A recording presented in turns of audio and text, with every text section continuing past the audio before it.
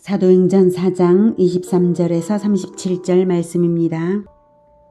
사도들이 노임에 그 동료에게 가서 제사장들과 장로들의 말을 다 알리니 그들이 듣고 한 마음으로 하나님께 소리를 높여 이르되 대주제여, 천지와 바다와 그 가운데 만물을 지은 이시여, 또 주의 종 우리 조상 다윗의 입을 통하여 성령으로 말씀하시기를 어찌하여 열방이 분노하며 족속들이 허사를 경영하였는고, 세상의 군왕들이 나서며 관리들이 함께 모여 주와 그의 그리스도를 대적하도다 하신 이로소이다. 과연 헤롯과 본디오 빌라도는 이방인과 이스라엘 백성과 합세하여 하나님께서 기름 부으신 거룩한 종 예수를 거슬러 하나님의 권능과 뜻대로 이루려고 예정하신 그것을 행하려고 이 성에 모였나이다. 주여, 이제도 그들의 위협함을 굽어보시옵고 또 종들로 하여금 담대히 하나님의 말씀을 전하게 하여 주시오며 손을 내밀어 병을 낫게 하시옵고 표적과 기사가 거룩한 종 예수의 이름으로 이루어지게 하옵소서 하더라. 빌기를 다음에 모인 곳이 진동하더니 무리가 다 성령이 충만하여 담대히 하나님의 말씀을 전하니라. 믿는 무리가 한 마음과 한 뜻이 되어 모든 물건을 서로 통용하고 자기 재물을 조금이라도 자기 것이라 하는 이가 하나도 없더라. 사도들이 큰 권능으로 주 예수의 부활을 증언하니 무리가 큰 은혜를 받아 그 중에 가난한 사람이 없으니 이는 밭과 집 있는 자는 팔아 그 판 것의 값을 가져다가 사도들의 발 앞에 두매 그들이 각 사람의 필요를 따라 나누어 줍니다. 구브로에서 난 레위족 사람이 있으니 이름은 요셉이라. 사도들이 일컬어 바나바라, 번역하면 위로의 아들이라 하니 그가 같이 있음에 팔아 그 값을 가지고 사도들의 발 앞에 두니라. 사랑하는 형제 여러분, 6월 28일 월요일 저녁 목상에 오신 것을 환영합니다.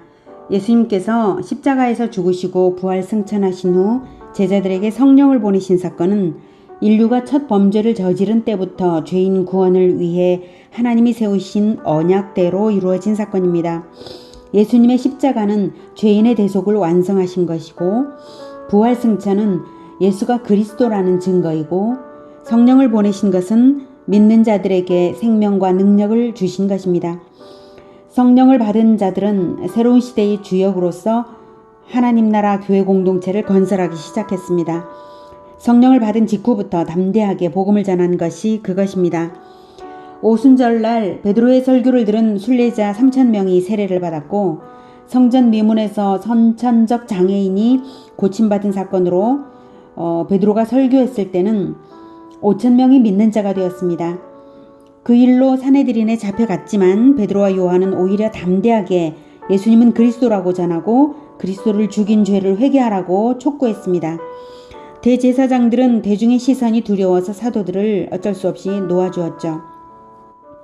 23절, 사도들이 노임에 그 동료에게 가서 제사장들과 장로들의 말을 다 알리니, 그 동료는 31절에 무리라고도 하죠. 그 동료들은 예루살렘 교회 성도들을 말합니다.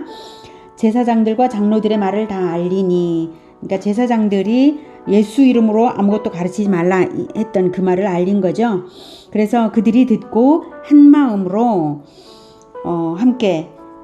하나님께 소리를 높여 이르되, 그러니까 예수님의 이름으로 아무것도 알리지 말라라고 하는 이런 박해를 시작하니까 아주 마음이 오히려 더 뜨거워져서 이제 기도를 하는 거예요. 성도들이 오히려 긴장하면서도 오히려 또 담대하고 또 열정적으로 이제 기도를 하는 것입니다. 그들은 한 마음으로 소리를 높여서 기도를 했습니다.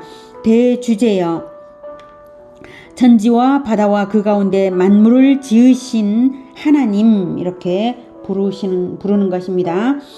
그리고 하나님께서는 이렇게 말씀하셨죠 하는 거예요. 또 주의 종 우리 조상 다윗의 입을 통하여서 성령으로 말씀을 하셨죠. 하나님께서 어찌하여 열방이 분노하며 족속들이 허사를 경영하였는고, 세상의 군왕들이 나서며 관리들이 함께 모여 주와 그의 그리스도를 대적하도다 라고 탄식하신 분이 바로 하나님이시죠. 이렇게 기도를 하는 것입니다.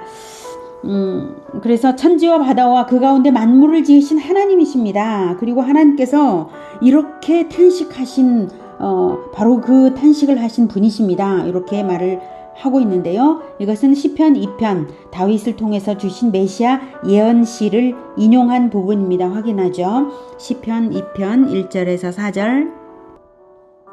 어찌하여 이방 나라들이 분노하며 민족들이 헛된 일을 꾸미는가. 세상의 군왕들이 나서며 관원들이 서로 꾀하여 여호와와 그의 기름 부음 받은 자를 대적하며 우리가 그들의 맨 것을 끊고 그의 결박을 벗어버리자 하는도다. 하늘에 계신 이가 웃으시며 주께서 그들을 비웃으시리로다. 네, 이 부분을 인용한 것인데요. 그렇게 비웃으신 하나님을 불러 기도하니 들어주십시오 하는 것입니다. 그 과거의 다윗의 입을 통하여서 그렇게 말씀하신 대로 지금 우리에게 일어나고 있는 일이 그러하다는 것을 말씀드리고 있는 것이죠.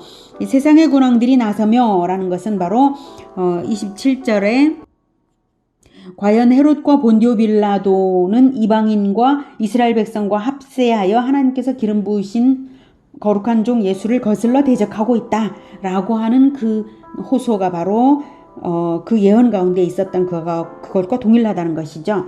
자, 예수님을 죽일 때에 그들이 연합되어서 죽였던 것과 지금 그리스도인들이 박해를 받는 것을 동일시하며 호소하고 있는 것입니다. 하지만 그러한 박해조차도 28절에 하나님의 권능과 뜻대로 이루려고 예정하신 그것을 행하는 것이라고 말하고 있습니다. 하나님은 악한 자들이 자기들의 뜻대로 행하는 악행조차도 하나님께서 방치하시는 이유가 있으신데요.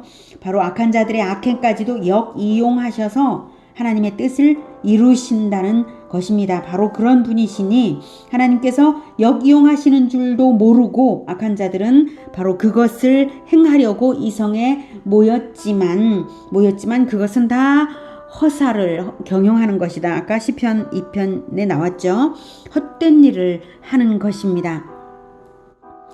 예수님을 죽일 때의 상황이 그랬고 지금 역시 그렇다고 예수 박해와 성도 박해를 동일시하며 그들의 헛된 일들을 하나님께서 보시고 그에 합당하게 처분해 주십시오 하는 것이죠. 29절 주여 이제도 그들의 위협함을 구워 보시옵고 또 종들로 하여금 담대히 하나님의 말씀을 전하게 하여 주시오며. 네, 그러니까 그들의 위협함을 굽어보시옵고, 굽어보시라는 것은 보시고 그들에게 합당한 처분을 해달라라고 하는 그런 것입니다. 손을 내밀어 병을 낫게 하시옵고 표적과 기사가 거룩한 종 예수의 이름으로 이루어지게 하옵소서 하더라. 네, 간구하는 내용이 범상치가 않습니다. 박해의 강도를 낮춰달라는 것이 아닙니다.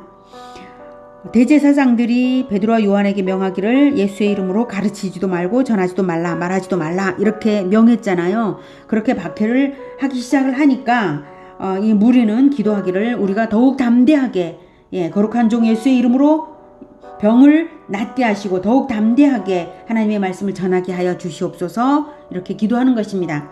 악한 자들의 위협을 보시고 합당하게 처분해 주십시오. 담대히 하나님의 말씀을 오히려 더욱 전하게 해 주십시오. 병의 치유 등 기적과 기사를 허락하시는데 우리들이 전하는 전도가 거룩하신 그리스도 예수의 이름으로 전파하는 것임을, 예수 이름이 전파가 바로 이 표적과 기사로 입증되는 것임을 나타나게 해달라라고 기도하는 것입니다. 박해가 강해져 갈수록 오히려 복음 전도에 힘을 실어달라는 내용입니다. 표적과 기사도 복음 전도를 위한 표징입니다. 31절 빌기를 다하매 모인 곳이 진동하더니 무리가 다 성령이 충만하여 담대히 하나님의 말씀을 전하니라. 모인 곳이 진동한 것은 구약시대에도 하나님의 임재 현상 등 그런 것들이 있었죠. 하나님께서 임재하신다는 의미이고요. 하나님께서 그들의 기도를 응답하신다는 증거입니다. 그래서 더욱 성령이 충만해서 즉각적으로 무리가 다 복음 전도를 더욱 담대히 하게 되었다는 것입니다. 복음 전도를 베드로와 요한만 한 것이 아닙니다. 성령이 충만하다는 것은 말씀에 충만하고 보혈의 은혜에 충만한 것에 다름 아닙니다. 그래서 모두가 복음 전도에 나선 것입니다. 이렇게 복음 전도의 공동체가 한 마음으로 열심을 내니까 그들의 생활 스타일에도 변화가 있었는데요. 32절 믿는 무리가 한 마음과 한 뜻이 되어 모든 물건을 서로 통용하고 자기 재물을 조금이라도 자기 것이라 하는 이가 하나도 없더라.